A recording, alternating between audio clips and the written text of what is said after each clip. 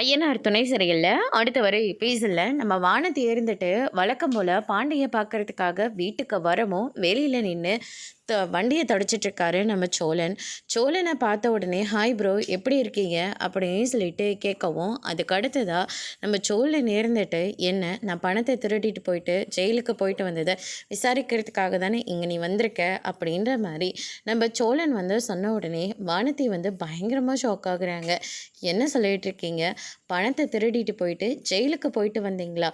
இதெல்லாம் எப்போ நடந்துச்சு அப்படின்னு சொல்லிட்டு நம்ம வானதி கேட்கவும், பாண்டி இருந்துட்டு என்னடா இதெல்லாம் வானதி அதெல்லாம் ஒன்றும் இல்லை வாங்க அப்படின்னு சொல்லிட்டு பாண்டி கூப்பிடுறாங்க. நீ இரு பாண்டி, இதெல்லாம் எப்போ நடந்துச்சு அப்படின்னு சொல்லிட்டு கேட்கவும், திருடன் வீட்லேயே தான் இருக்காங்க, பணத்தை பத்திரமா வச்சுக்கோ, இப்போல்லாம் வண்டியோட மெக்கானிக் ஷெட்லேருந்து பணத்தை எடுத்துகிட்டு வருவல, அதெல்லாம் கொஞ்சம் பத்திரமா எடுத்து வச்சுக்கோ அப்படின்ற மாதிரி சொல்லிடுறாங்க.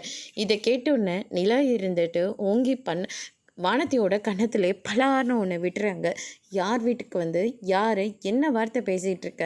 வானதி, உன்னோட விஷயம் எல்லாமே பாண்டிக்கிட்ட மட்டும்தான், சோழன்கிட்ட கிடையாது அப்படின்ற மாதிரி சொல்லிடுறாங்க.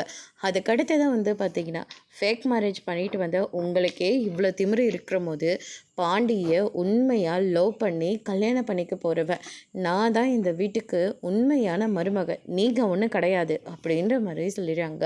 அதுக்கடுத்து தான் பார்த்திங்கன்னா பாண்டி இருந்துட்டு உன்னை யார் இங்கே வர சொன்னாங்க? என்ன இவங்க எல்லாரும் இப்படியெல்லாம் பேசிக்கிட்டு இருக்காங்க, அவங்கள ஏன் இப்படி கேட்குறீங்கன்னு கேட்காம என்கிட்ட கத்திக்கிட்டு இருக்க அப்படின்னு சொல்லிட்டு வானதி சண்டை போட்டுட்டு அங்கேருந்து போகிறாங்க. அதோட பிரம முடிச்சிருக்காங்க.